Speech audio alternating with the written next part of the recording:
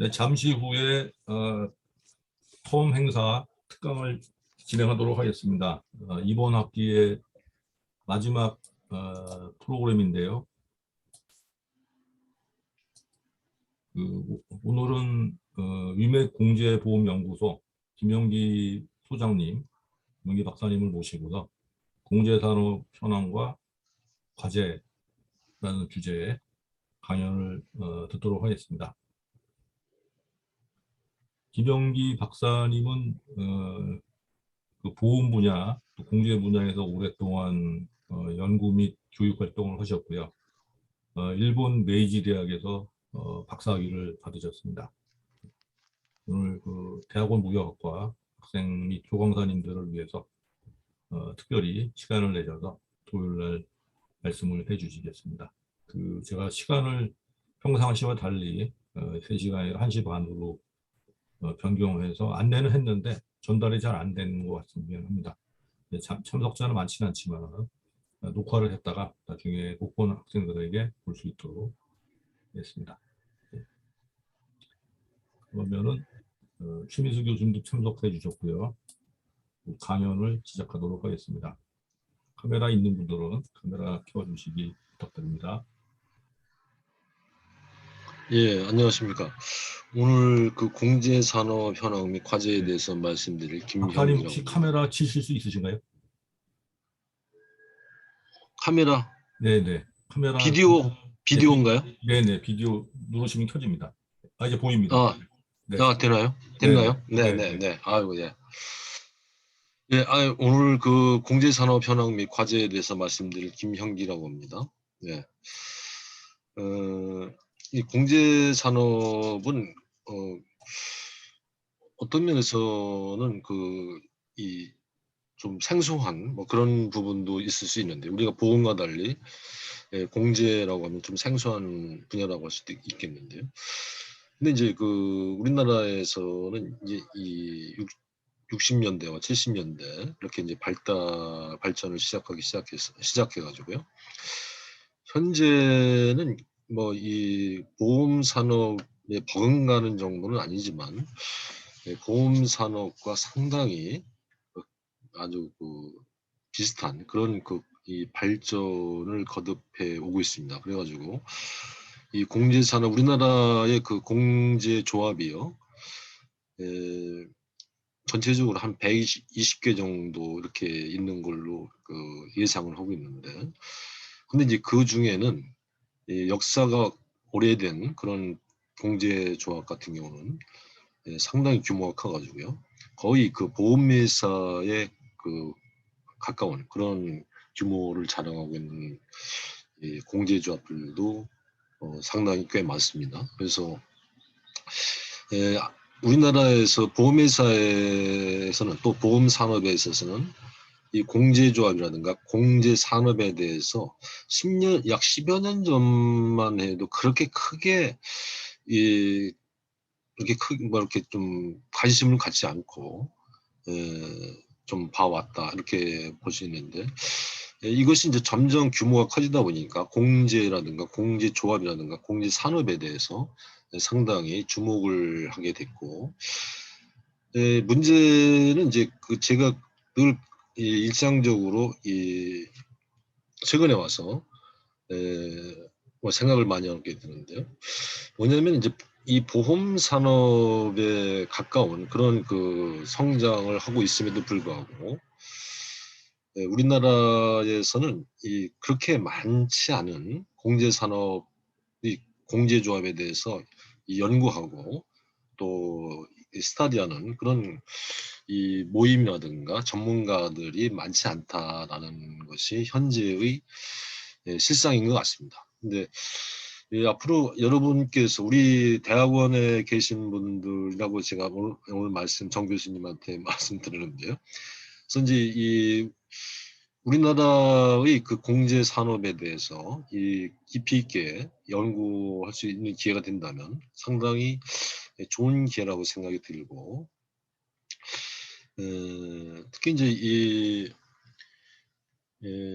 앞으로 이쪽에 공제 쪽의 전문가는 그렇게 많지 않습니다. 뭐 우리 정 교수님이나 최 교수님도 물론 이제 이 보험 전문가들이십니다만은 또 이 보험 정통한 분들이시고 하신데 사실 보면 이제 공제에 정통하고 또 이 공제를 깊이 있게 연구한 분들이 많지는 않다. 그래서 이제 그런 측면에서 보면은 여러분들이 이제 이 대학원생 석사 과정에 있는 걸로 생각이 됩니다만은 석사 과정과 또 더 공부하고 싶으면은 박사 과정에 가서도 이 공제에 대해서 좀 더 깊이 있게 연구를 해볼 수 있으면 얼마나 좋지 않을까 이렇게 좀 생각이 평소 갖고 있습니다. 그래서 저도 이제 주위 사람 주위 분들한테 이 공제에 대해 해야 될 문제에 대해서 항상 얘기를 하고 있는 그런 상황인데요.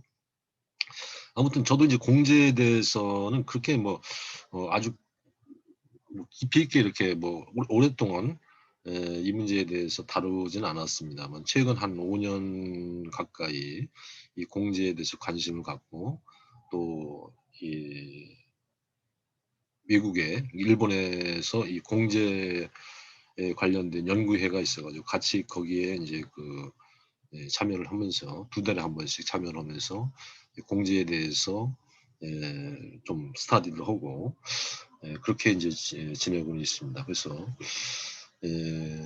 이 공제 문제 어떻게 이제 정주 교수님이라든가 최미수 교수님은 이 그렇게 이 공제에 대해서 여러분한테 소개를 해드리게 된 게 대해서 굉장히 저도 기쁘게 생각하고 또 이런 기회가 뭐 앞으로 자주 있었으면 좋겠다. 보험뿐만 아니라 이 공제에 대해서도 앞으로 이 연구의 기회가 많았으면 좋겠다.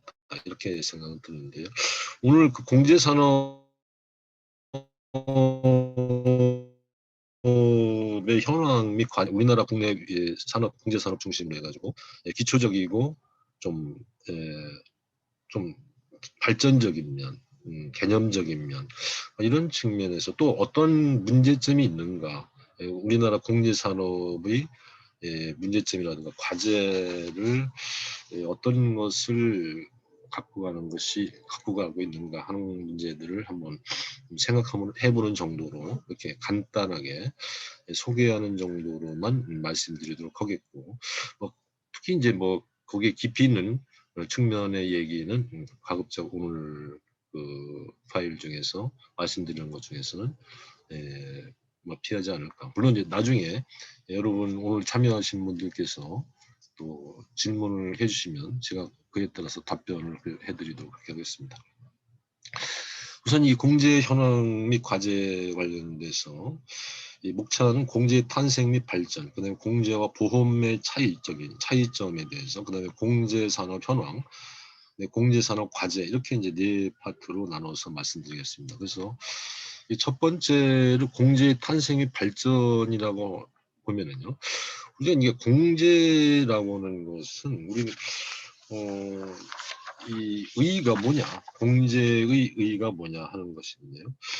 이것은 이제 다수의 경제 주체가 우연한 사고에 대비해서 어떤 공동 준비 재산을 마련해서 그러니까 회원들 간의 공동 준비 재산을 마련해 가지고 재해를 입을 경우에 일정한 금액 또는 기타의 급부를 해 가지고 경제 생활성의 불안을 제거해 준다. 그런 어떤 경제 사회적인 제도다. 이렇게 이제 정의를 할 수가 있습니다. 어떤 상당히 그 이론적이고 좀 학리적인 이론적이고 학문적인 그런 정의이긴 합니다만은 아무튼 이 공제에서 제일 중요한 것은 이 회원 간의 상부상조 이렇게 간단하게 이해하시면 될 것 같습니다. 그러니까 회원 상호 간의 또 조합원 간의 상부상조를 위해서 만들어진 집합체다 이렇게 이해하시면 간단하지 않을까 생각이 듭니다. 그래서 이 공제와 보험은 경제적인 기능 측면에서 보면은 서로 이제 동일한 그 효과와 이익을 가진다 이렇게 이제 볼 수가 있겠고 그다음에 이제 상부상조의 정신, 아까도 말씀드렸듯이 정신하에서 동질상의 위험에 놓여 있는 다수의 경제 주체가 이제 급부를 매개체로 위험을 분담하는 제도다. 이렇게 이제 얘기를 합니다. 그래서 우리가 보통 이제 이 공제라고 하는 것을 뭐 영어로 표현하면 일반적으로 이제 mutual 이렇게 이제 이야기를 많이 하죠. 그렇죠. 우리가 그래서 이 공제 나중에 좀 더 이따가 말씀드리겠습니다만은 이 공제는 여러분께서도 이 보험회사라고 하는 것이 이 주식회사와 상호회사로 나누어진다라는 것은 알고 계시죠? 그래서 보통은 이제 이 공제라고 하는 것은 그 상당히 이 상호회사에 가까운 그런 제도를 갖고 있다라고 이해하시면 될 것 같아요. 물론 이제 우리나라의 한국에는 보험 주식회사, 그러니까 보험회사가 주식회사만 있지 상호회사는 현재 없는 상태죠. 그런데 이제 유럽이라든가 미국이라든가 일본만 해도 그러니까 상호보험회사가 상당히 많이 있고 또 대형사들 중에서 상호회사가 많이 있습니다. 그래서 이 공제라고 하는 것이 어떤 운영상이라든가 이 만들어진 주체라든가 이런 것들을 봐보면은 상당히 상호회사에 가까운 그런 시스템을 갖고 있다. 이렇게 이해하시면 좋지 않을까 생각이 들고요. 그래서 물론 이제 이 보험의 이론인 예를 들면 1인은 만인을 위해서, 만인은 1인을 위해서라는 어떤 상부상조의 정신에 입각해서 만들어진다. 이렇게 얘기할 수가 있습니다. 그래서 원래는 이 공제라고 하는 것이 이 중세 시대에 수도원에서 이 수도사들에게 어떤 도움을 주기 위해서 예를 들면 어떤 결혼식이 그러니까 어떤 가족이 장례를 치른다든가 할 때 많은 비용이 들기 때문에 그런 그 상부상조를 위해서 중세의 그 어떤 수도원에서 사제사들을 돕기 위해서 처음에 만들어졌다라는 얘기도 있습니다. 그래서 그런 이제 상부상조의 정신, 이것이 중요한 과제가 아닐까 이렇게 생각이 듭니다. 그다음에 이제 이 그다음 페이지는요. 제가 넘겨야 되는가요? 어떻게 이게 아니 공제의 탄생인데요. 그래서 이제 아까 말씀드렸듯이 이제자의 구제를 목적으로 한 길드 조직에서 중세 시대에 만들어졌다. 조직적인 면에서 보면요. 그래서 이 이재민들, 우리가 이제 이재민들이라는 말을 많이 쓰죠. 그렇죠? 이재민들이 구제를 목적으로 해서 이제 이 중세 시대에 만들어졌던 길드 조직.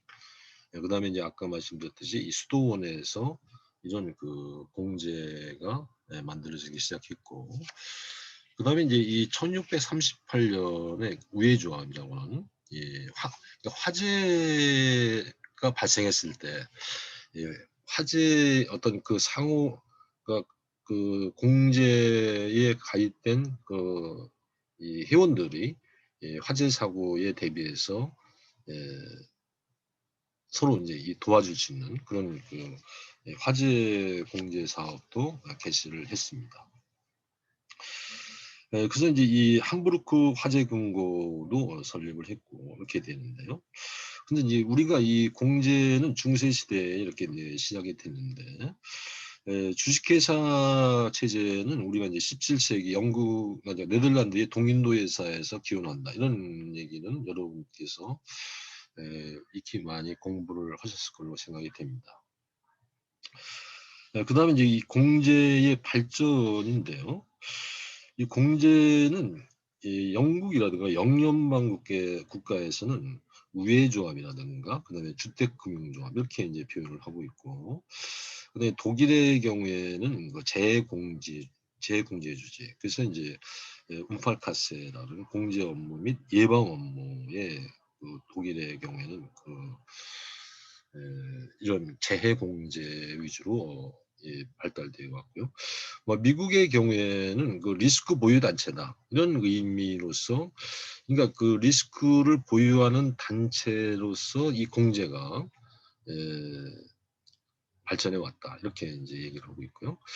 근데 이제 프랑스의 경우에는 이제 상호조합 및 절약조합 이렇게 이제 발달을 해왔고 상호조합 그러니까 아까 상호 부조에 의한 그러니까 이 회원 간의 이 상호 부조의 목적으로 설립된다 하는 말씀을 드렸는데 이런 상호조합에 의해서 프랑스는 이제 발달을 해왔고요. 이 가까운 일본은 이제 다양한 공제 운영이 있습니다. 그래서 제가 알기로는 그 일본의 경우에는 뭐 수만 개 정도의 공제 조합이 이렇게 현재 있다고 얘기를 듣고 있어요. 그래서 그 정도는 이제 공제라고 하는 것이 상당히 그 많은 수를 갖고 있고 또 우리 이 일반적으로 일본 사회의 어떤 일상생활에 많이 침투해 있는 것이 이제 이런 그 일본에 있어서의 공제다 이렇게 이제 말씀드릴 수가 있겠습니다. 그래서 일본에는 그 보험회사들도 이 상호회사로 처음에 특히 이제 생명보험회사의 경우에는 상호회사인으로 이제 설립돼 가지고 현재는 뭐 주식회사로 전환한 회사도 있습니다. 계속해서 우리가 이제 일본생명이라고는 그런 그 일본의 최대 생보사인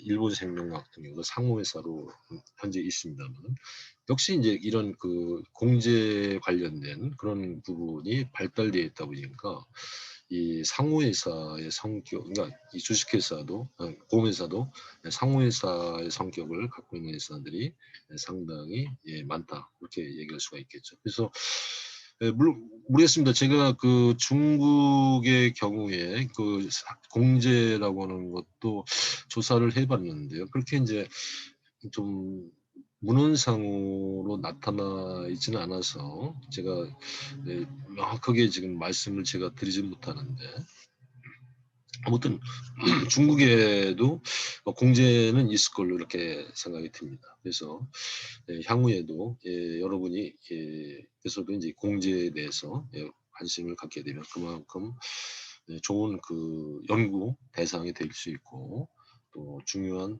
학습 대상이 될 수 있다 이렇게 말씀드릴 수 있겠습니다. 그래서 외국의 경우에는 공제 조직이 그 발전 과정에서 다양한 형태로 나타난다 이렇게 이제 우리가 영국이라든가 독일, 미국, 프랑스, 일본 이런 사례들을 보면은 다양한 형태로 나타나고 있는 것을 알 수가 있습니다. 그다음에 이제 공제와 보험의 차이다 이렇게 이제 말씀을 드릴 수가 있겠는데요. 우선은 이 보험은 불특정 다수인데 그러니까 우리가 이 불특정 일반인들 대상으로 판매를 한다는 얘기죠. 또 이 보험 계약자가 불특정 다수이다 하는 이거 얘기가 되겠고요. 그다음에 공제는 원칙적으로 특정 다수 즉 조합원이라든가 회원인 그 사람에 한해서만 그 이 공제의 회원이 될 수 있는 그런 그 원칙을 정하고 있어서 이 특정한 다수를 대상으로 하고 있다. 그래서 공제의 대상은 예를 들면요.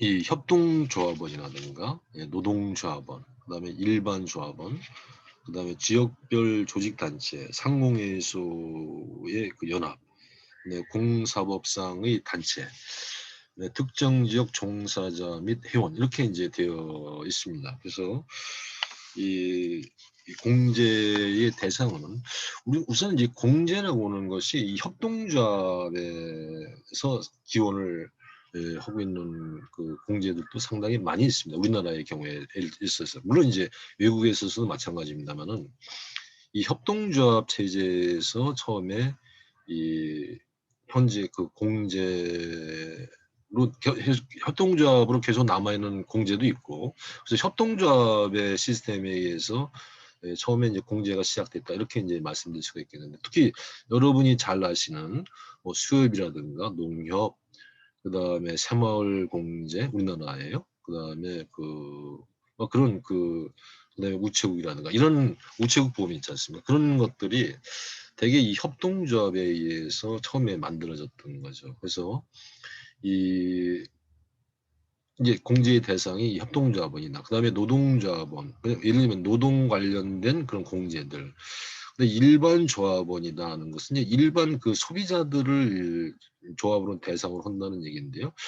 그러니까 이제 이 현재는 어떤 특정한 그 회원과 조합원에 대해서만 이 공제 상품을 판매하는 것이 아니고, 예를 들면 우리가 우체국 보험이라든가 뭐 새마을금고라든가 뭐 수협이라든가 신협이라든가 이런 그 협동조합들을 봐보면은 물론 공제입니다만은 일반 소비자들을 대상으로 해서도 판매하고 있죠. 그만큼 이제 이 이런 그 원래 만들어졌던 그 법의 그 범위에서 좀 그걸 확대해 가지고 법을 바꿔 가지고 일반 소비자들한테도 이 보험 공제 상품을 판매할 수 있도록 판매 범위를 확대해 가지고 일반 조합, 그러니까 일반 그 소비자들까지도 이 조합원에 포함시켜서 이 계약자로 삼는 그런 그 이 협동조합들이 현재 운영되고 있다. 이렇게 이제 말씀드릴 수가 있겠죠. 그다음에 이제 어떤 상공회수라든가 어떤 그 특정 지역 종사자 및 회원 이렇게 이제 얘기할 수가 있겠고요. 그다음에 이제 보험은 이 리밋 라이abili티인데 그 공제는 언리밋 라이abili티다. 그래서 이제 이 무한 책임이냐 유한 책임이냐 막 그런 얘기가 되겠습니다만은 우리가 이제 보험은 그 유한 책임이고 공제는 뭐 리미트가 없는 그 무한 책임에 운영된다. 그래서 우리 해상보험의 경우에 그러니까 우리가 해운조합이라는 거 있습니다만 해상보험의 경우에 개인 사업자로 형성된 로이즈, 영국의 로이즈를 알고 계시죠? 그래서 이 로이즈는 무한 책임 전통을 계속 갖고 있다. 이렇게 이제 그래서 이 로이즈의 이제 사례를 봤을 때 어떤 그런 무한 책임의 그 사례를 볼 수가 있겠고요. 근데 보험 주식회사는 유한 책임의 바탕을 두고 있습니다. 그래서 우리가 이제 그 이 계약자들의 어떤 계약 한도에 대해서만 책임을 진다는가 이렇게 이제 하고 있다는 얘기죠. 그다음에 이제 공제는 조합원이라든가 회원이 총회 등을 통해서 경영에 관여하고 있다. 그래서 우리가 이제 이 총회, 그러니까 모든 총회, 그러니까 그 회원이 이 총회에 모두 그 참여할 수 있는 건 아니고 총회에 그 참여할 수 있는 대표자를 선임해 가지고 조합원 중에서 선임해서 그 대표자들을 통해서 이 총회를 운영하면서 이 경영을 하고 있는 것이 이제 공제다. 이렇게 이제 말씀드릴 수가 있겠습니다. 근데 이제 그러니까 우리 이게 보험의 경우에는 우리가 그 주주총회라는 것이 있지 않습니까? 그러니까 그 반면에 이런 그 상호회사의 경우에는 이 우리가 사원총회라는 것이 있고, 그래서 이제 공제의 경우에는 이 회원총회, 즉 조합원 총회를 통해서 경영에 관여하고 있다. 이렇게 말씀드릴 수가 있고요. 그다음에 이제 사실상 조합이나 회원이 경영 책임을 무한 부담한다. 이렇게 이제 얘기할 수가 있겠습니다.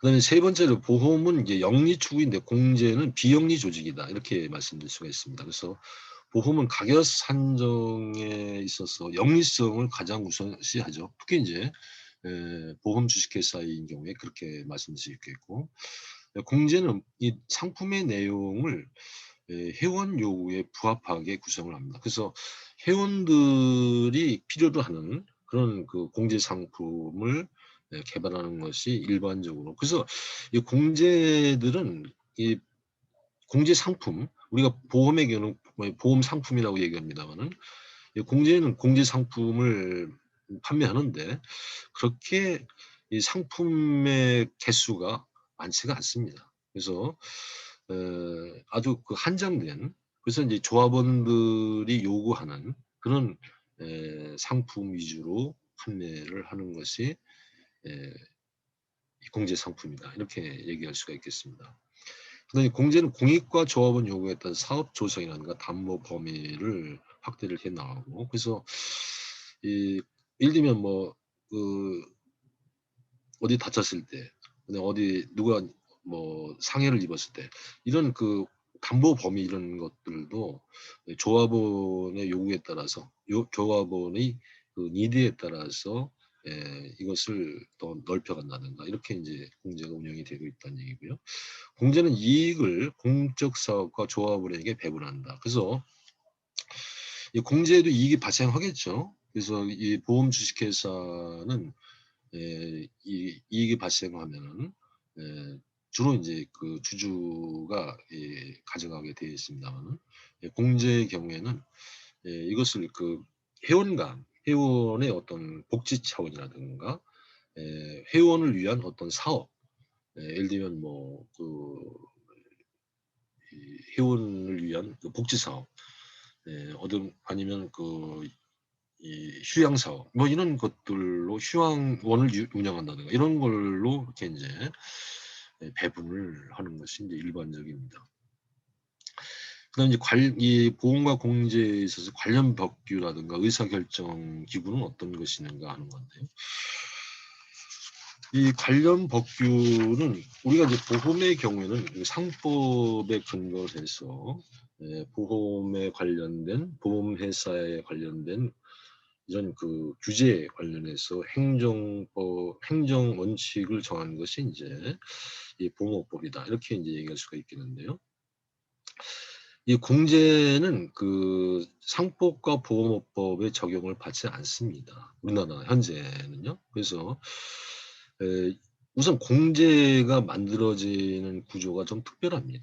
그래서 이 공제는 우리나라 공제는 민법이 이 조합에 관련된 규정이 있습니다. 이 조합에 관련된 규정을 있어 가지고 그 조합을 만들어서 그 조합을 등록을 함으로써 인정을 받는 공제로서 인정을 받는 그런 형태로 만들어진 경우도 있고 또 두 번째로 특별법에 의해서 대부분은 만들어집니다. 예를 들면 뭐 학교 안전 공제가 있다. 그러면은 이 학교 안전 공제에 관한 특별법 이것을 만들어 가지고 교육부에서 이것을 만들어 가지고 이 학교 안전 공제를 설립한다든가 이렇게 인제 예를 들면 아니면 이제 국토부에서 뭐 건설 관련된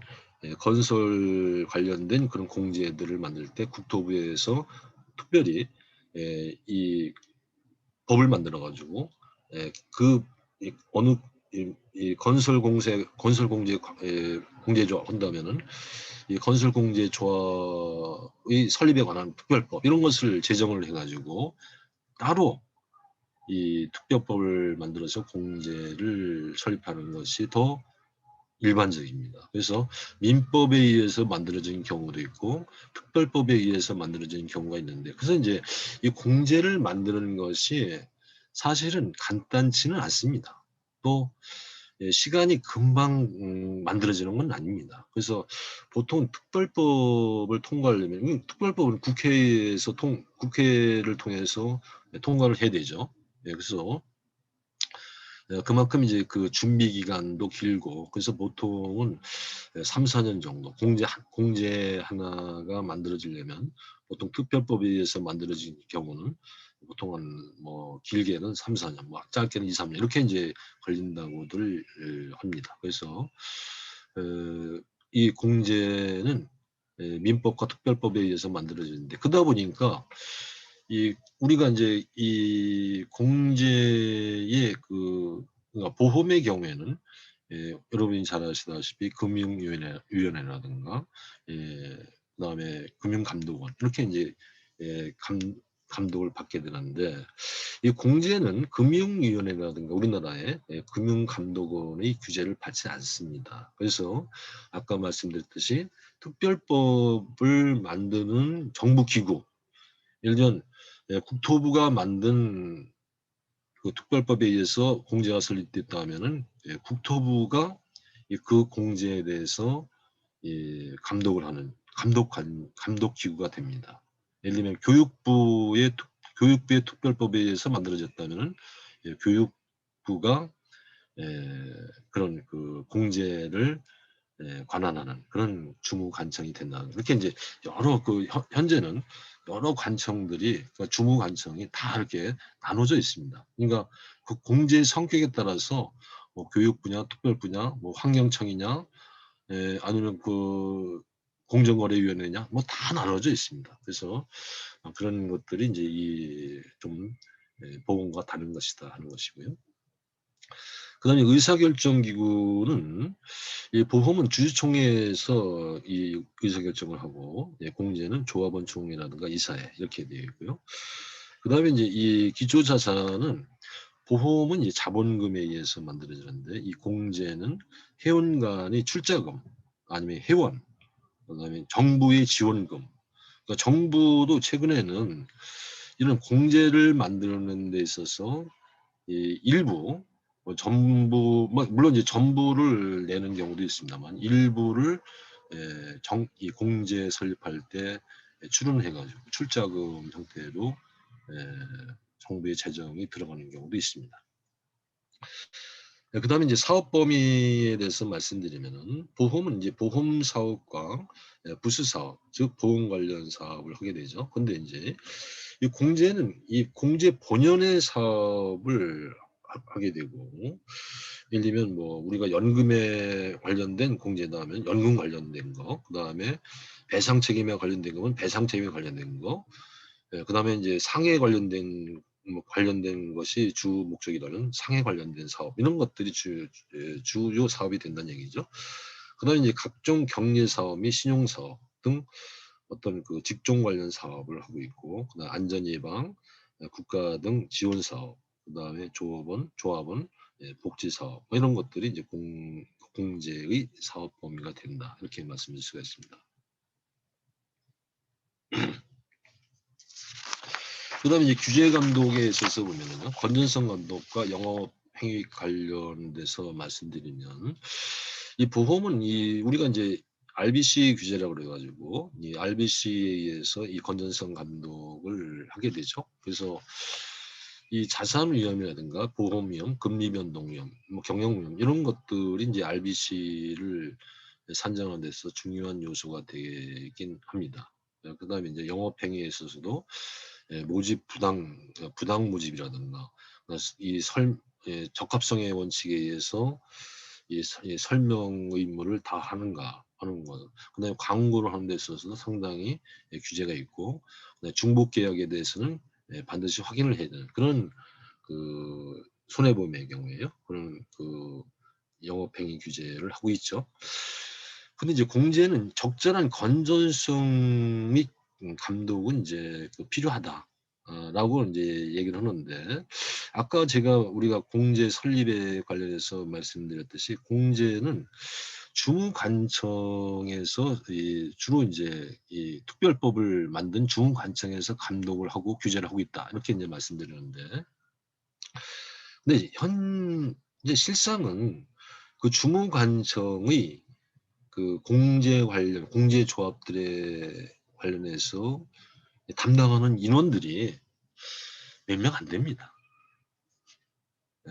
그래서 보통은 뭐 한 두세 명 정도. 어떤 뭐 국토부 같은 경우는 국토부 산하의 그 공제조합이 제일 많아 가지고 뭐 국토부 간의 경우에는 한 5명 이내 이렇게 좀 있습니다만 대개는 뭐 한두 명, 한 두세 명 이렇게 이 주무관청의 그 공무원들이 이 공제에 대해서 감독을 하다 보니까 이 건전성 규제라든가 이런 것이 제대로 잘 이루어지고 있다고는 할 수가 없습니다. 그래서 우리가 이제 보험처럼 RBC 규제를 철저하게 지키지 못하면은 뭔가 이렇게 보험 회사에서 퇴출당한다든가 이런 일이 있습니다만은 이 공제에 대해서는 그런 아주 엄격한 그런 RBC와 같은 그런 제도를 운영하고 있지 않기 때문에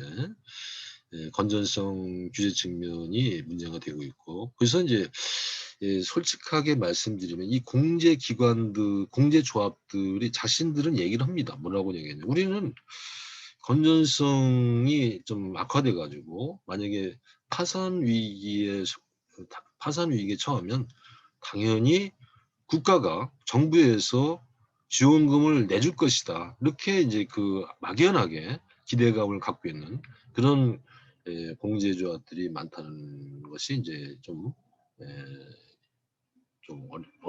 어려운 얘기가 되지 않을까 생각이 듭니다. 그다음에 이제 영업행위 규제는 판매인력과 결부되어 있으므로 이제 불필요하다. 그래서 보통은 이제 이 공제의 경우에는 보통은 이 판매 인력을 운영하지 않는 공제가 대부분입니다. 그래서 그만큼 이 공제 상품은 판매비가 거의 안 들기 때문에 이 보통은 공제 상품이 보험 상품보다 한 20% 정도, 20% 정도는 저렴하다. 이렇게 늘 얘기를 하고 있죠.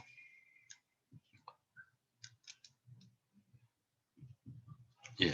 그래서 이제 보험회사 공제 조직의 비교에 대해서 말씀드리면 아까 제가 말씀드렸듯이 이 공제는 이 보험 상호회사하고 상당히 유사한 시스템을 갖고 있다. 그래서 이 소유 관계에 있어서는 상호회사가 사원, 그다음에 공제조직은 조합원이고, 영리성에 있어서도 우리가 이제 주식회사의 경우는 영리입니다만은 상호회사나 공제조직은 비영리가 되겠고요. 기초자산은 이 기금과 그다음 공제조직은 출자금이 되겠고, 그다음에 최고 의사 결정 기관은 이제 사원총회가 그러니까 그 상호회사는 사원총회이고, 공제조직은 조합원총회다 이렇게 이제 말씀드릴 수가 있겠고요. 사업은 우리가 보험 상호회사의 경우는 보험과 부수 업무 이렇게 이제 얘기를 하고 있고, 그다음에 공제는 경제사업과 신용사업, 보험사업 이렇게 얘기하고요. 법적 근거는 아까 우리 보험 상호회사도 보험업법에 그 규정이 다 되어 있습니다. 그 대신 이제 현재 우리나라의 그러니까 보험 상호회사로 설립된 회사는 없을 뿐이죠, 그렇죠?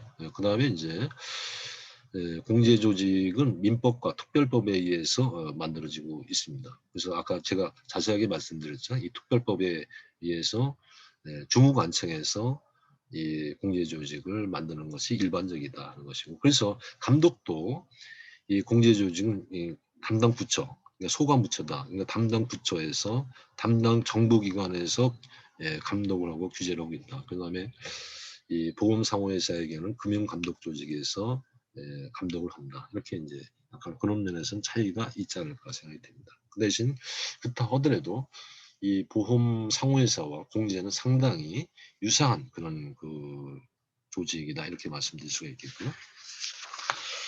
그다음에 이제 이 보험 공제 산업 현황에 대해서는 간단하게 말씀드리고 그 과제에 대해서 조금 더 상세하게 말씀드리는 것이 시간상 좋지 않을까 생각이 들고요. 그래서 이 초창기의 공제 산업은 이 우리나라 수협 공제가 제일 먼저 만들었어요. 여러분 지금 그 수협이라는 그 우리 수협 중앙회니 뭐 수협 공제니 많이 그 우리가 뭐 길을 다니면서도 많이 볼 수 있죠. 그만큼 전통을 굉장히 오래된 회사가 공제인데요. 이게 이제 1937년에 만들어졌고, 그다음에 이제 학교 재복 공제, 그다음에 한국해운조합도 해상보험 및 비활성화 시 이제 선박 공제를 개시를 했는데, 이 한국해운조합도 상당히 오래된 조직에 해당이 됩니다. 그래서 이런 뭐 여담입니다만은 이 공제 조직에는 그러면 보험회사 사람들하고 이 보험회사 사람들하고 이 공제에 근무하는 사람들하고 어떤 차이점이 있느냐 이렇게 뭐 간단하게 말씀드리면, 제가 이제 이렇게 그 공제 사람들하고 자주 접하면서 얘기 들어보는 바에 의하면 특히 이제 큰 이런 해운조합이라든가 이런 큰 공제조회사 다니는 사람들은 보험회사에 거의 유사한 거의 근사치인 그런 급료를 받고 또 복지 혜택도 상당히 좋다고 얘기를 들었고, 다만 이제 업무 강도 면에서는 보험회사보다는 좀 적은 편이다. 이렇게 이제 얘기들을 해서 상당히 이제 이 공제조합에서 근무하는 사람들의 그런 만족도가 상당히 좀 보험회사에 다니는 사람들보다 좀 더 높지 않을까 하는 인상도, 저는 이제 보험회사에 상당히 오래 있었습니다만은 그런 인상도 지울 수가 없었던 거 아닌가 싶어요. 그다음에 이제 경제개발 초창기에 우리나라 60년대에는 농협이 공제가 생겼어요. 지금 농협이 이게 농협이 지금 이제 뭐 농협 주식회사가 돼가지고 상당히 커졌죠. 그래서 이제 이 농협 생명 주식회사, 그 다음에 손해보험 주식회사 이렇게 이제 바뀌었습니다만은 이 농협이 61년도에 만들어졌고, 근데 건설 관련된 공제. 그래서 건설 공제들은 우리가 건설의 경우에는 보증보험이 필요하죠. 이 건설이 잘 이루어지고 있는가 안 이루어지는가에 대해서 이 보증보험은 1970년대에 설립돼 가지고 보증담보사업화 상태이다. 그래서 이 건설 공제는 63년도에 만들었는데 보증보험은 1970년도 이후에 이제 담보되기 시작했다 하는 것이고, 지방재정 공제는 국공립 건물이 화재 담보 필요성에 의해서 만들어졌고요. 네, 조선공업협동조합 공제도 66년에 만들어졌습니다. 그다음에 이제 경제개발 성장기에는 우리가 이제 70년대, 80년대에는 교직원 공제가 만들어졌습니다. 여러분 교직원 공제 많이 들어보셨죠? 이 교직원의 어떤 그 연금이라든가 퇴직생활급여 보장을 하기 위해서 만들어진 건데, 교직원 공제도 상당히 큰 규모의 공제 조직이죠. 예. 그다음에 이제 이 택시 공제라든가 버스 공제, 화물차, 자동차 공제, 이런 것은 자동차 보험 시장의 독점화에 대비해서 이런 공제들이 만들어졌는데요. 이런 이제 이런 공제들이 이제 그 유군 공제라고 얘기를 합니다. 우리나라에서는 유군요. 육운 공제. 육상에서 운송되는 운송물, 택시, 버스, 뭐 화물 자동차 이런 것들을 관련된 공제 조합이죠. 네, 대한의사협회 공제, 배상 책임에 관련된 것이고, 정의공사 공제, 전문건설 공제, 자본공제, 정보통신 공제가 만들어졌습니다. 80년대에요. 그다음에 이제 경제개발 도약기에 이 자동차 공제의 확대를 가져왔는데, 전세버스 공제라든가 배상 책임 공제 확장을 위해서 학교 안전 공제가 만들어졌고, 상해 담보를 위해서 어린이집, 그러니까 어린이집 아시죠? 어린이집의 어떤 안전, 예를 들면 특히 이제 어린이집의 어떤 승강기 관련된 거라든가 어린이집에서 일어날 수 있는 상해라든가 이런 상품이 상당히 어린이집 안전공제에서는 발달되어 있습니다. 근데 특수고용 공제 설립을 했는데 소프트웨어 공제라든가 폐기물 재활용 공제, 그다음에 연금 및 소득 보장을 위해서 과학기술 공제와 노란우산 공제. 여러분 여의도에 있는 노란우산 공제도 많이 들어보셨을 거로 생각됩니다. 우리가 소상공인들의 그 지원을 위해서 노란우산 공제에서 지원한다. 이런 이제 그런 캐치프레이즈로 이제 홍보를 많이 하고 있고, 근데 우리나라의 과학기술인들을 유치하기 위해서 외국에 있는 과학기술인들의 안전한 그다음에 생활과 노후의 생활을 보장하면서 이 유치하기 위해서 과학기술인 공제를 만들었었고요. 그다음 이제 경제개발 성숙기에 2010년도 이후에 사회복지 공제라든가 의료배상 책임 배상 공제조합이라든가 공간정보 공제조합, 그다음에 태권도 공제조합, 강원도 일자리 공제조합, 이런 것들이 만들어졌습니다.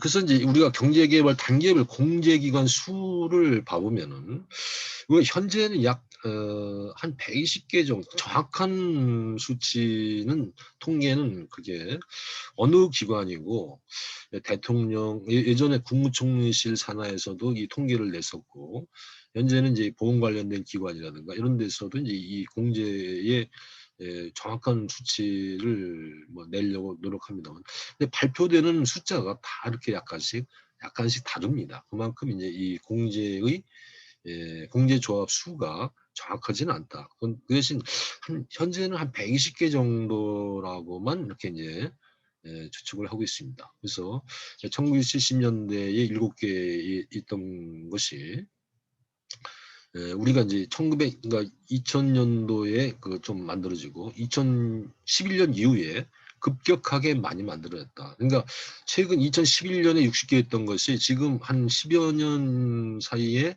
한 120개 정도가 되니까 한 10년 정도 약간 그 10년 정도 사이에 급격하게 우리나라의 공제기관 수도 늘고 자본각 이 규모도 상당히 커지고 그래서 이제 이 공제의 규모를 우리가 그 어떤 전체 산업 중에서 무시할 수 없는 그런 규모까지 또 수적인 면에서도 또 거기에 종사하고 있는 그 종업원들 관련된 그 가족들도 상당히 많은 그런 그 숫자를 나타내고 있기 때문에 이 공제의 우리나라 이 기관의 어떤 발전은 아주 눈부신 그런 발전을 최근 10년 사이에 해왔다 이렇게 말씀드릴 수가 있겠습니다. 그래서 이제 이 공제 산업이 이제 최근에 이제 그렇게 이제 이 10여 년 사이에 급격하게 발전을 해왔다고 할 때 어떤 그 문제점을 남기면서 또 과제를 남기면서 발전을 해왔는가 이런 것들도 앞으로의 발전을 위해서는 상당히 그 짚어보는 것도 중요한 문제가 아닌가 이렇게 생각이 듭니다. 그래서 우리가 이제 첫 번째로 얘기할 수 있는 것이 이제 최근에는 2000뭐그 들어와서는 이 빅데이터 즉 AI라든가 이 제4차 산업혁명과 관련돼서 빅데이터 활용 등으로 이제 정밀한 공제료를 산정할 수 있는 그런 그 문제를 안고 있다는 얘기죠. 그래서 이 공제를 보험 유사 제도로 분류하고 인정하지 않으려는 분위기가 있는데 그래서 이제 우리가 저도 예전에 보면은 이게 보험회사에 있을 때 이 공제를 보통 유사보험이다 이렇게 이제 칭해가지고 약간은 좀 유사보험이다 해가지고 이 보험의 성격과 좀 다른 성격으로 이제 분류하려는 그런 사례가 있었습니다. 그래서 이 공제를 보험 유사 제도로 분류해가지고 인정하지 않으려는 그런 분위기가 있었습니다. 그런 분위기가 있었는데 지금은 어떻게 보면 이제 그런 분위기는 만들어지면 안 되고 상당히 좀 주시를 해야 되는 주목을 해야 되는 그 단계까지 와 있다 하는 것이고 근데 이제 공제로 계산된 과학적인 기초가 결여되어 있다라고 이렇게 지적이 되고 있습니다. 그다음에 그래서 이 액추얼이라든가 이 손해사정이라든가 이런 전문 인력 확보 필요성이 또한 양성이 필요성이 굉장히 중요해졌다는 것이죠. 그만큼 이제 이 공제 조합의 경우에도 상당히 액추얼이라든가 이런 손해사정인 등 전문 인력들이 필요하다는 얘기고 그만큼 이제 이 자체가 보험사들만큼 규모가 중요해졌다는 의미를 할 수 있겠죠. 그 다음에 4차원 산업 시대에 부응한 빅데이터 적극 활용이 필요하다. 이렇게 말씀드릴 수가 있겠습니다. 그 다음에 이제 맞춤형 보장 확대인데요. 일반 표준형 보장에서 특정 요구에 맞는 특화형 보장이 필요할 거다. 그런 것이고. 이제 그다음에 이제 새로운 위험 보장에 신속하게 대응할 수 있는 그런 시스템이 필요하다는 얘기인데, 그래서 보통 이제 이 공제들은 보험회사들만큼 신속하게 공제 상품을 낸다 하는 것은 좀 민첩하지가 않습니다. 그래서 상당히 이제 이 새로운 공제 상품을 만들어내기 위해서는 여러 단계를 거치기 때문에 또 이 전문 인력도 적고 그렇기 때문에 또 이 규제기관, 이 정부 부처의 그 공무원들이 이 보험이라든가 이 공제에 대해서 그렇게 좀 전문성이 이렇게 있다고는 볼 수가 없기 때문에 이런 신속 대응을 할 수가 없는 그런 부분들이 아닐까 생각이 들고요. 특정 집단에 부합한 위험률 계산이 필요하고 그래서 이 안전 예방과 연계해서 사고 방지책을 강구할 필요가 있겠다 하는 것이고, 그다음에 이제 단순 상품 판매를 지향해야겠다. 그래서 보통은 이제 공제 상품이 좀 단순한 상품, 그다음에 또 이 어떤 면에서는 그 저렴한 상품, 이런 상품들을 일반적으로 판매하는 것이 많습니다. 그래서 뭐 이런 그 단순 판매에서 좀 그런 좀 멀어져야 되겠다 하는 것이고, 그다음에 이제 리스크 관리를 철저히 해야겠다. 그래서 이 리스크의 바탕을 둔 경영, 즉 건전성 관리가 필요하겠다 하는 것이고, 그래서 아까 제가 말씀드렸듯이 이 보험회사와 같이 이 RBC 제도에 의해서 이 건전성을 관리하는 것이 아니고, 상당히 좀 이런 그 건전성 관리 측면에서는 여러 가지 문제점을 안고 있다라는 것이죠. 그래서 이 실 이 보통은 우리가 리스크 그러니까 이 보험, 그러니까 공제들이 한 120개 정도의 공제 기관이 있습니다마는, 거기에서 이 건전성 관리와 관련된 경영 공시를 하는 공제 조합들은 한 3분의 1 정도밖에 안 됩니다. 그러니까 나머지 3분의 2 정도는 그런 그 이 리스크 관리 건전성 문제를 공시를 하는 그런 그 기관들이 상당히 적다는 얘기죠. 그만큼 대부분은 이 공시에 있어서 좀 철저하지 못하다, 이렇게 얘기할 수가 있습니다. 그래서 이런 자산 위험이라든가 공제 상품이 요율 위험, 그다음에 금리 및 변동 위험, 경영 위험, 이런 것까지 다 포함해 시켜서 이 공시를 할 수 있도록 좀 더, 그래서 이제 우리가 이 공제에 대해서 보험업법의 적용을 받을 수 있도록 여러 번 금융위원회에서 여러 번 그런 시도를 했었는데, 제가 알기로는 2010년대부터 그런 그 이 공제에 대해서 이 금융위원회의 이 감독을 받을 수 있도록 보험업법을 개정을 하려고 했었는데, 그때마다 이 보험업법 개정 작업이 무산되고 했던 기억이 나고, 그래서 그래서 그런 문제들이 지금도 계속 이렇게 좀 흘러오고 있다, 이렇게 말씀드릴 수가 있겠습니다. 재공제 제도의 도입인데요. 우리가 이제 이 보험회사들은 특히 이제 손해보험의 경우에는 이 재보험이라는 것을 들고 있죠. 재보험. 그래서 이제 특히 이제 이 공제의 경우에도 이 배상 책임, 특히 이 배상 책임을 담당하는, 아니면 보증보험에 관련된 그런 그 공제들은 이 재보험, 즉 공제든 재공제라고 얘기를 합니다. 그래서 재보험 그런 것을 도입할 필요가 있다 하는 것인데요. 그래서 대형 위험의 인수를 이제 가능하게 할 수 있죠. 재공제를 들면은. 그다음에 위험률이 높은 종목의 인수를 가능케 한다든가, 장소적으로 편제한 다수의 위험을 인수할 수 있다든가, 그다음에 리스크 관리 외에 재무적인 편익을 추구할 수 있다든가, 이런 재공제를 들면 그만큼의 그 이 이점, 그러니까 그 유리한 점이 있음에도 불구하고 이 공제들이 재공제를 잘 안 들려고 합니다. 물론 이제 이 지금 그 배상 책임이라든가 하는 다루는 그 공제 상품을 다루는 일부 그런 그 공제들은 이 재공제를 가입을 합니다마는, 일반적으로 다른 어떤 약간 중소규모의 그런 재공제들은 이 재공제를 들려고 하지 않습니다.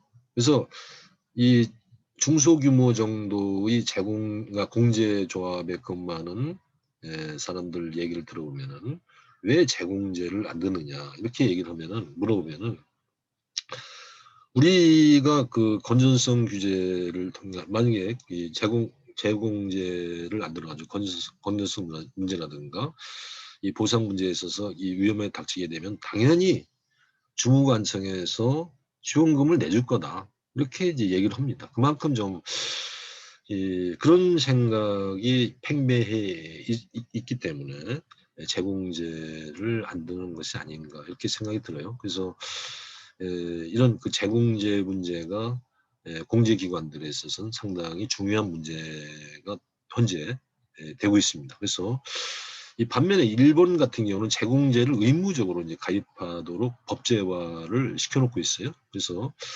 우리나라도 이제 이 재공제를 드는 문제에 있어서도 상당히 깊게 좀 고려를 해봐야 되는 문제가 아닌가 이렇게 생각이 듭니다.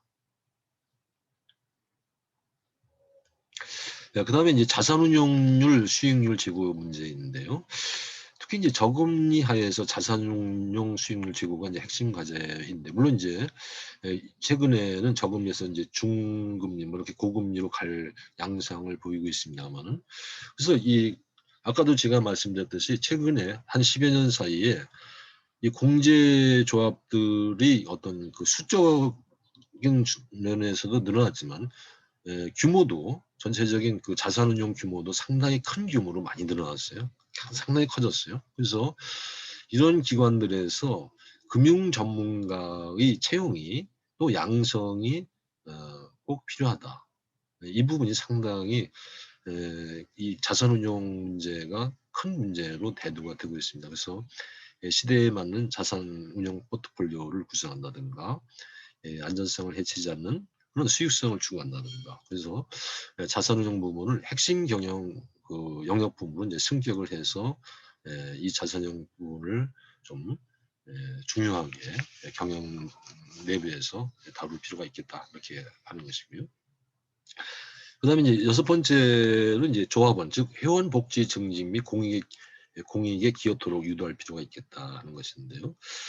이 경영 이익을 조합원 복지 증진에 환원한다. 우리가 공제의 원래 목적이라는 것이 이 조합원 간의 그 상호부조, 거기서 이제 이익이 남은 것은 조합원 복지를 위해서 사용한다 하는 것이 이제 원래의 취지이니까, 이런 경영 이익을 조합원 복지를 위해서 환원한다든가, 그다음에 이 조합원의 어떤 사기 진작이라든가 복지 정책 이런 것들도 마련할 필요가 있고, 사회적 빈곤층 및 약자, 다문화 가정 이런 지원도 필요할 거다라는 생각이 들고요.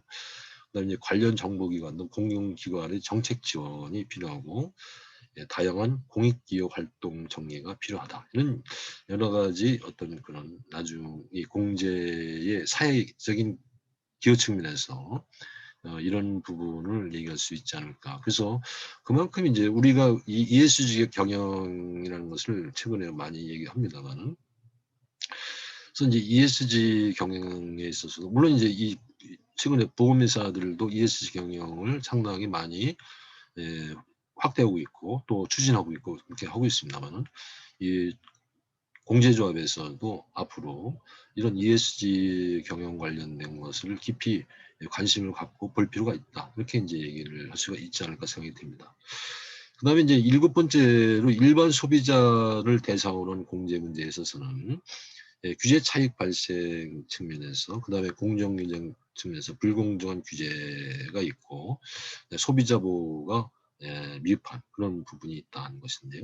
그래서 아까 우리가 이 공제 조직은 기본적으로는 조합원과 회원들을 대상으로 영업을 하는데, 일부 이 공제에서는 일반 소비자까지 확대를 해가지고 영업 행위를 하고 있지 않습니까? 이런 측면에서 이 공정 경쟁 측면에서 불공정한 이 면이 발생할 수가 있다라는 측면이죠. 그다음에 이 소비자 보호에 있어서도 이 보험회사만큼의 어떤 규제를 철저히 하고 있는 그런 걔는 하고 있지 않기 때문에, 공제에 대해서 그런 불안전 판매라든가 이런 문제들이 발생할 수가 있기 때문에 소비자 보호에 있어서도 충분히 규제를 해 나갈 필요가 있겠다는 것이고, 그다음에 이제 이 변액보험이라든가 퇴직보험, 자동차 보험과 같은 특정 상품을 취급하지 못하는 어떤 불이익이 발생해 가지고 이제 불만이 표출되는 그런 부분들도 일반 소비자들은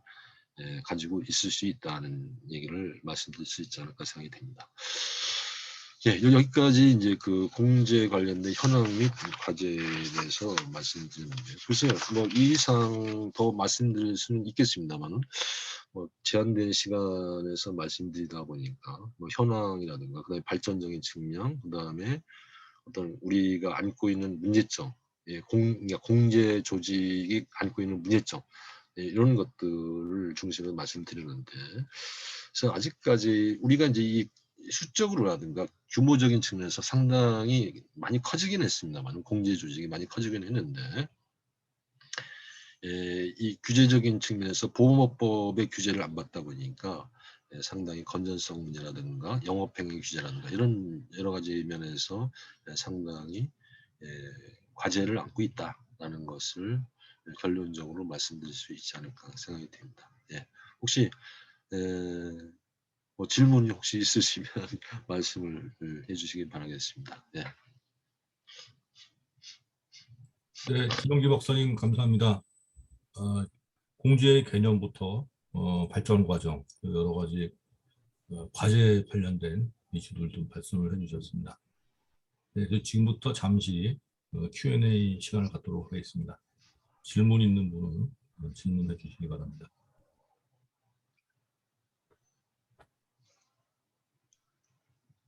네, 최 교수님 질문하십시오. 네. 네, 소장님 발표 잘 들었습니다. 짧은 감사합니다. 시간에 짧은 시간에 공제에 대한 역사부터 그 보험과의 차이 그리고 현황 과제까지 아주 일목요연하게 정리가 돼서요. 저도 공제에 대해서 정리하는 데 도움이 많이 됐습니다. 그 공제 그동안 이제 많이 논의됐던 거고, 소장님께서도 방금 그 공제 산업의 과제에서 말씀해 주신 내용, 뭐 7가지의 과제를 말씀해 주셨는데요.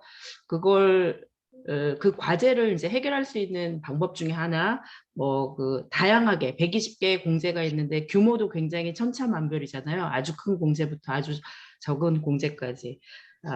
그리고 각 그 공제마다 소관 부처에서 이제 감독 규제를 하다 보니까 그런 감독의 그 일원화가 되어 있지 않고 다양하게 되어 있고, 그래서 이제 건전성 규제 감독에도 좀 문제가 있고, 이게 이제 공제조합의 리스크 관리에서도 이제 문제가 있다라고 말씀해 주셨고, 그리고 마지막 과제에서 말씀해 주신 그 이제 소비자를 대상으로 하는 공제 문제에서도 이런 것들이 되지 않다 보니까 소비자 보호 문제도 있다라고 말씀을 해주셨는데, 이런 공제 조합의 리스크 관리나 그 소비자 보호와 관련되는 문제를 해결할 수 있는 게 앞서 여러 번 시도했는데 되지 않았다라고 하는 그 공제에 대한 뭐 건전성이든 영업행위든 규제 감독을 그 각 부처에 다양하게 하는 게 아니라 그 감독에 대한 일원화 어떤 감독 기구를 만든다든지 그렇게 할 수도 있고요. 아니면 그 보험업법 개정을 통해서 이제 보험과 같이 규제 감독을 할 수 있는 방법도 있다라고 생각이 드는데, 그런 노력을 여러 번 했음에도 불구하고 되지 않은 이유와 그런 규제 감독의 단일화, 이거에 대해서는 어떻게 생각하시는지요? 네. 질문 감사합니다. 최 교수님. 근데 지금 공제에 대해서는 이게 쭉 저도 이제 좀 그분들 속사정을 이렇게 쭉 얘기를 많이 들어보고 하고 있습니다만은, 우리나라 공제들이 기본적으로 보면은 이 홍보 활동을 잘 안 합니다. 그러니까 이 홍보 활동을 안 한다는 건 홍보되는 것을 꺼려합니다. 이 공제가 잘 알려지기를 꺼려합니다. 그러니까 어떻게 보면 이제 공제가 이게 우리는 이런 공제 상품을 판매합니다. 그다음에 이런 규모가 많이 커졌습니다. 뭐 이런 여러분 광고라든가 이 홍보를 뭐 보신 적은 뭐 일부 있겠습니다만은, 그렇게 적극적으로 보신 적은 홍보하는 것을 못 들어보셨죠. 그래서 그만큼 이제 이 공제들이 홍보하는 것을 꺼려합니다. 그래서 왜냐하니까 이렇게 제가 살펴보니까 공제는 자기들 내부의 발전만 있으면 되지, 이 발전되고 있는 양상이라든가 이런 것을 사회적으로 알려지게 되면 자꾸로 규제가 들어온다. 이 규모가 커졌다는 것을 외부에서 알게 되면 규제가 들어올 수밖에 없고, 또 그만큼 이제 감독이 더 철저해질 수밖에 없다라고 인식을 하고 있는 것 같아요. 그래서 이제 그런 측면에서 이 공제 산업들이 이 공제 산업이 규모가 커졌음에도 불구하고 홍보도 적게 하고 또 홍보도 소극적으로 하고 하는 그런 측면이 있는데 글쎄요.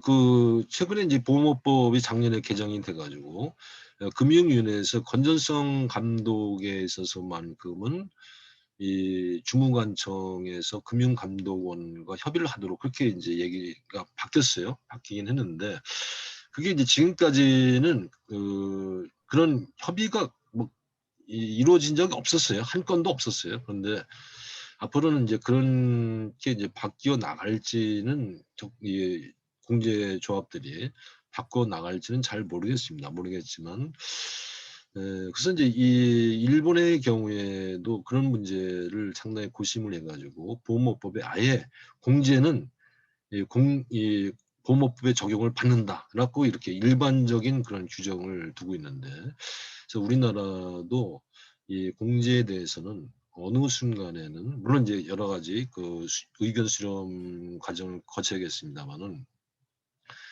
이 보험업법의 일반 규정을 일반 건전성뿐만 아니라 이 판매 그다음에 영업행위 그런 여러 가지 그런 감독을 규제를 받아야 될 시기가 오지 않을까 이렇게 생각은 들어요. 그래서 이제 그런 과정들이 우리나라의 보험업법 개정을 통해서 이루어지는 것이 가장 좀 의견 수렴을 거쳐서 합리적이지 않을까. 물론 이제 제3의 기구를 만드는 것은 좀 또 문제가 있고 그래서 금융위원회라든가 금감원에서 뭔가 좀 해 나갈 수 있도록. 근데 이제 이 우리나라의 공제기관들이 아까 설립 과정에서 특별법에 의해서 이 주무관청에서 특별법을 만들어 가지고 공제를 설립했기 때문에 이 태생 자체가 금융위원회와 금감원과는 전혀 별개의 문제에서 시작이 됐다는 것이죠. 그래서 과연 그런 태생적으로 이게 뿌리가 다른 데서 시작됐는데 과연 금융위원회라든가 금감원의 규제를 받으려고 할까? 이런 문제는 상당히 어려운 그런 의견 수렴 과정이라고 생각이 들지만 아무튼 보험업법의 적용은 앞으로 어느 정도는 받아갈 수 있도록 건전성이라든가 이런 면에서 상당히 중요한 문제가 아닐까 이렇게 생각이 듭니다. 이상입니다. 네, 감사합니다. 또 다른 질문 있으시면은 해주시기 바랍니다.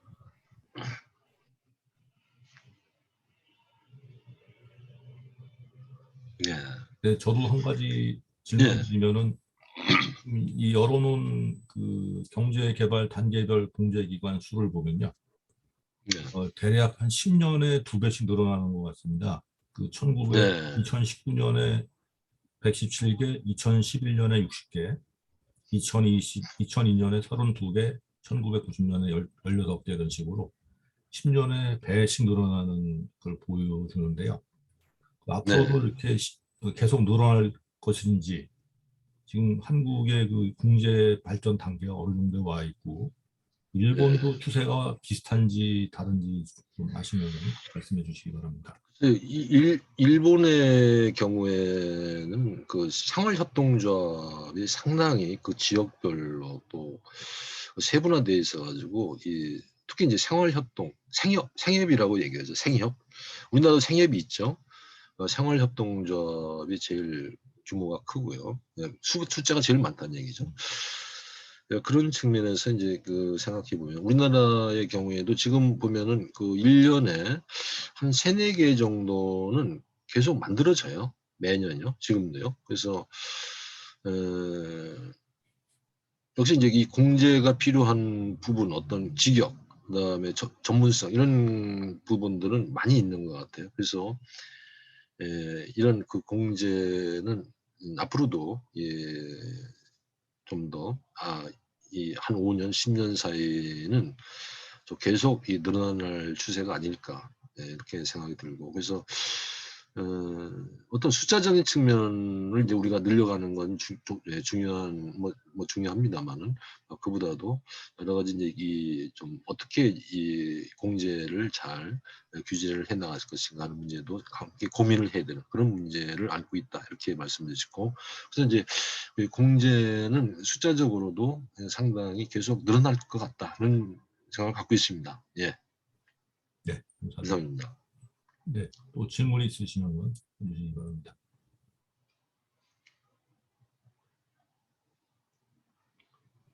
예. 글쎄요, 공제에 대해서 여러분이 좀 생소한 그런 느낌이 들어가지고 질문을 하기가 좀 쉽지는 않을지는 모르겠습니다만은 오늘을 계기로 해서 공제에 대해서도 자료를 보시면서 자료도 많지 않습니다. 네, 자료도 우리나라의 그러니까 연구자 수가 연구자 수나 전문가가 적다 보니까 자료도 많지 않고 하긴 합니다만은 그래도 이 공제에 관련된 자료들을 보시면서 좀 스터디를 넓혀갈 수 있는 그런 좀 기회가 됐으면 좋겠습니다. 예, 감사합니다.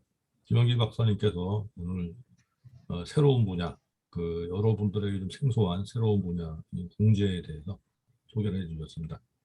젊을 때는 이런저런 새로운 걸 많이 접해보고 생각해보고 그러다가 또 어떤 깊이 공부를 하다 보면은 또 새로운 세계가 열리면서 새로운 기회도 생기는 것 같습니다.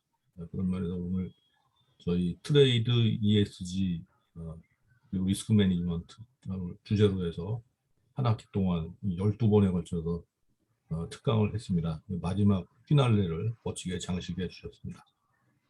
김용기 박사님도 다음에 모셔서 또 좋은 말씀 듣도록 하고 오늘 이상으로 특강을 마치도록 하겠습니다. 참석해 주신 최미도 교수님과 학생 여러분께 감사드립니다. 네, 수고하셨습니다. 대단히 감사합니다. 예, 건강하십시오. 네, 감사합니다. 네, 감사합니다. 네, 고맙습니다. 네, 학생 여러분들도 건강하시고요. 네, 건강이 제일 중요합니다. 건강하시죠. 예, 정국 교수님 안녕히 계십시오. 네, 건강하시고요. 감사합니다. 네, 고맙습니다. 네. 네, 대단히 감사합니다. 네, 네.